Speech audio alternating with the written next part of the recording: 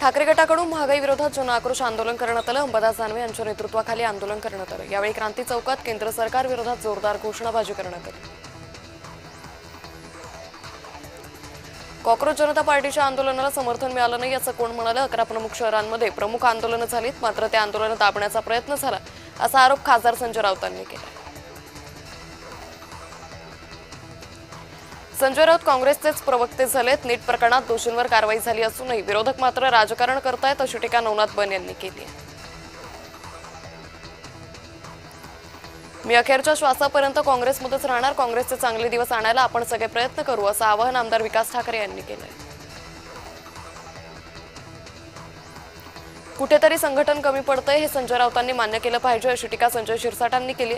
महाविकास आघाडीमध्ये असलेली फूट त्यांच्या पराभवाला कारणीभूत असल्याचंही शिरसाट म्हणाले।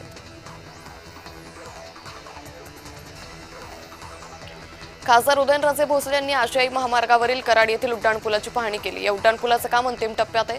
पुढील आठवड्यात या पुलाच्या एका लेनवरून वाहतूक सुरू होईल। सरकार महागाई नियंत्रणात आणण्याचं केवळ आश्वासन देतंय, मात्र महागाई काही कमी होत नाही। याचे परिणाम सत्ताधाऱ्यांना योग्य वेळी भोगावे लागतील असं वक्तव्य शरद पवारांनी केलंय। प्रस्थापितांना धडा शिकवण्यासाठी प्रसंगी मी कॉक्रोच जनता पार्टीचा सदस्य होण्यासही तयार आहे असं विधान ओबीसी नेते लक्ष्मण हाकेंनी केले। मी कॉक्रोच पार्टीचं समर्थन करत असल्याचंही लक्ष्मण हाके यांनी स्पष्ट केलं।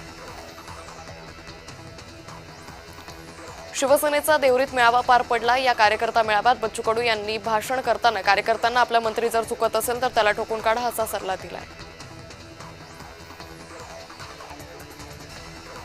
कामठी तालुक्यातील गुमंथळा इथं सुरू असलेल्या महसुली नाल्याच्या खोलीकरणाच्या कामाची महसूल मंत्री चंद्रशेखर बावनकुळे यांनी प्रत्यक्ष पाहणी केली।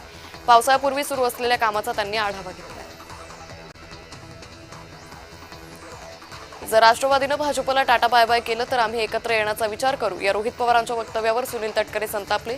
रोहित पवारांना कोण विचारतंय, त्यांचा आम्हाला सल्ला देण्याचा कोणताही अधिकार नाही अशा शब्दात तटकरेंनी रोहित पवारांना प्रत्युत्तर दिले।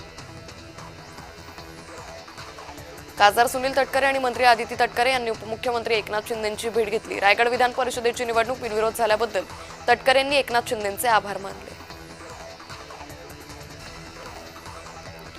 यवतमाळ जिल्ह्यात काँग्रेसला मोठा धक्का बसलाय। काँग्रेसचे साहेबराव कांबळे यांच्यासह उमरखेड महागाव मतदारसंघातील शेकडो कार्यकर्त्यांनी उपमुख्यमंत्री एकनाथ शिंदेंच्या उपस्थितीत शिवसेनेत प्रवेश केलाय। मुंबईतील प्रभाग क्रमांक 14 मध्ये सार्वजनिक गार्डनच्या जागेवर भाजप नगरसेविका सीमा शिंदेंनी स्वतःचं कार्यालय थाटल्याचा आरोप होतोय। मनसे कार्यकर्त्यांनी घटनास्थळी धडक देताच फलक हटवून सारवासारव करण्याचा प्रयत्न झाला। मुख्यमंत्री फडणवीसांनी केलेल्या अराजकतावादी टीकेला सीजेपीचे संस्थापक अभिजित दिपकेंनी प्रत्युत्तर दिले। ज्या आंबेडकरांना फॉलो करतात ते अराजक असतात, जय भीमच्या घोषणा अराजकता आहेत का अशी विचारणा दिपकेंनी केली। राज्यातील ग्रामीण आणि आदिवासी भागापर्यंत आरोग्य सेवा पोहोचवण्यासाठी शासनानं महत्त्वपूर्ण पाऊल उचललंय। नागपूर आणि वर्धा जिल्ह्यात उडान प्रकल्पाअंतर्गत सेवा बळकट करणार असल्याचा निर्णय मुख्यमंत्री फडणवीसांच्या नेतृत्वात घेण्यात आला। भरत गोगावलेंना रायगडचं पालकमंत्रीपद मिळण्याबाबत अनिश्चितता कायम आहे। पालकमंत्रीपदाबाबत शिंदेंसोबत बोलून चर्चा करू असं सूचक विधान तटकरेंनी केलंय।